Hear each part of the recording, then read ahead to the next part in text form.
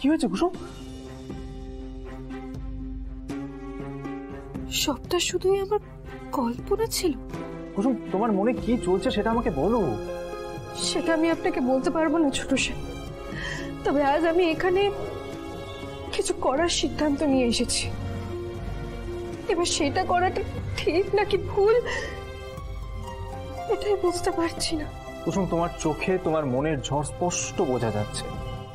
আমি জানি না তুমি তুমি কি করতে চাইছো, কিন্তু তোমার মন যদি সেটা সায় না দেয় আমি বলবো তুমি তুমি জোর করে সেটা করো না।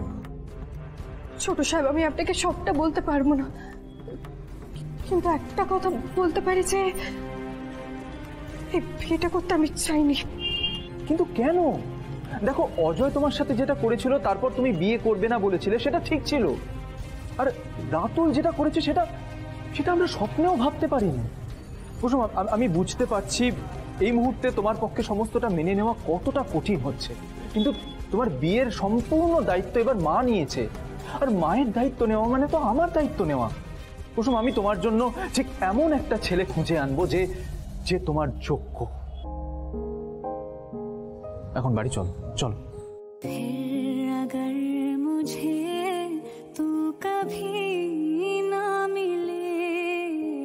চলো। ছোট সাহেব, আমাকে একটু একা ছেড়ে দেবেন। আমি আপনাকে কথা দিচ্ছি যে আমি নিজের কোনো ক্ষতি করব না। আয়ুষ রাতুলকে খুঁজেও পেয়ে গেল। আরে এরা কি ডিটেকটিভ নাকি? এবার কি হবে? রাতুল, রাতুল দাঁড়াও। আয়ুষ স্যার। আরে Ratul, I said stop. Ratul, Ratul তোমাকে দাঁড়াতে বলছি। রাতুল, রাতুল দাঁড়াতে বলেছি তোমাকে। রাতুল, রাতুল।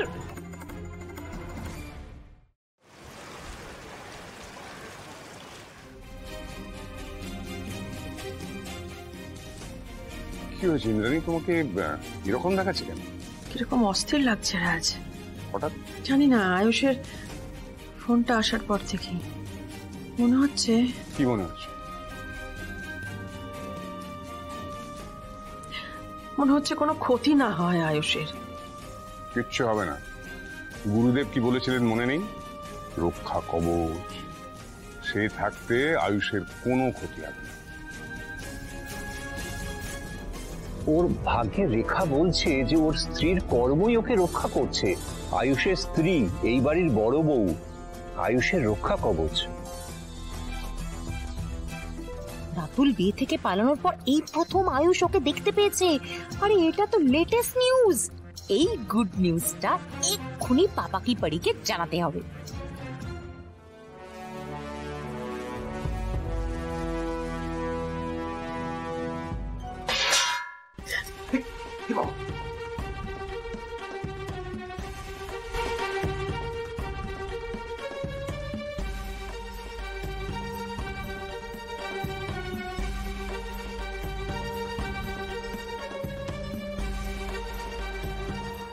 শুধু তুমি আমায় ভুল বুঝো না গো পিসি। বিশ্বাস করো, আমি স্বার্থপর নই।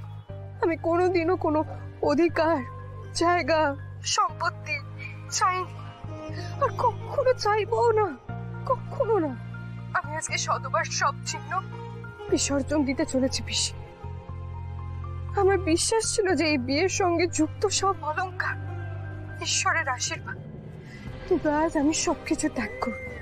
কুসুম, একটা মিথ্যে বিয়েকে সত্যি বলে মানলে এরকমই একটা ঝড় আসে, আর ঝড় কখনো আনন্দ বয়ে আনে না রে। ঝড়ে সবকিছু তছনছ হয়ে যায়। যে মিথ্যে বিয়ের সম্পর্কটাকে তুই বয়ে বেড়াতে চাইছিলি, সেটা একটা ঝড় নিয়ে আসতো, এমন একটা ঝড় যেটা যেটা তোর বর্তমান, ভবিষ্যৎ সবকিছুকে তছনছ করে দিত। তাই আমি তোকে বলেছি, এই বিয়ের চিহ্নগুলো সরিয়ে ফেল, সব মুছে ফেল কুসুম, আর পুরোপুরি বেরিয়ে আয় এই একতরফা সম্পর্ক থেকে। আমি আবার আগের মতো হয়ে ওঠার চেষ্টা করব, শুধু তুমি আমাকে দূরে সরিয়ে দিও না নিজের থেকে। এটা করো না। রাতুলকে রাস্তায় দেখতে পেয়ে গেছে। শোনো, এখন ওর পেছনে ছুটেছে সত্যি জানবে বলে। হ্যাঁ, তো কি হয়েছে তাতে? তাতে কি হচ্ছে মানে? আরে আয়ুষ দিদিকে প্রমিস করেছে সত্যি না জেনে বাড়ি ফিরবে না।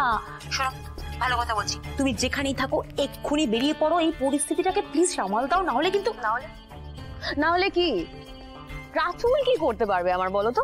হ্যাঁ, আর তাছাড়া আয়ুষ রাতুলকে নিয়ে আসুক, ওকে বিয়ে দিয়ে দিক, তাতে আমার কি, আমি কি করব? শোনো, তুমি তো আমাকে সারাক্ষণ বোকা, ডাফার, ডাম এই শব্দগুলো ব্যবহার করো। আমার মনে হয় এই শব্দগুলো একেবারে তোমার জন্য প্রযোজ্য। Excuse me? Excuse me? সারাক্ষণ ইংরেজি ছাড়লে বুদ্ধিমান হওয়া যায় না। আরে বাবা, রাতুল যদি আয়ুষের কাছে বলে দেয় যে বিয়ে থেকেও পালিয়েছে কুসুমের জন্য নয় অন্য কোনো কারণে, তাহলে তো এটা প্রমাণ হয়ে যাবে যে আমরা মিলে কুসুমকে জাস্ট ছোট করার জন্য ওর ঘরে দোষটা পাচ্ছি। এক মিনিট, আমরা নয়, বলো আমি। তুমি নিয়েছিলে দোষটা। দোষটা তুমি দিয়েছিলে কুসুমের উপরে, আমি তো কিছু করিনি, তুমি করেছো, সবটা তুমি জানো।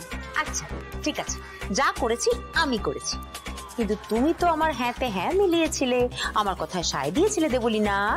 কি হলো? শোনো, দিদির চোখে না যে মিথ্যে বলে সে যেমন অপরাধী, যে মিথ্যেকে সায় দেয় সেও ততটাই অপরাধী। তাহলে এটা ভেবে দেখো, দিদি যদি আমাকে শাস্তি দিয়ে সার্ভেন্টস কোয়ার্টারে পাঠিয়ে দেয়, তাহলে তোমাকে শাস্তি দেওয়ার জন্য দিদি তো বাড়ি থেকে বের করে দেবে, তাই না গো? হ্যাঁ, তাই বলছি সাবধান হও, বাড়ির বউ হওয়ার স্বপ্নটা যেন স্বপ্নই না থেকে যায় দেবলি না।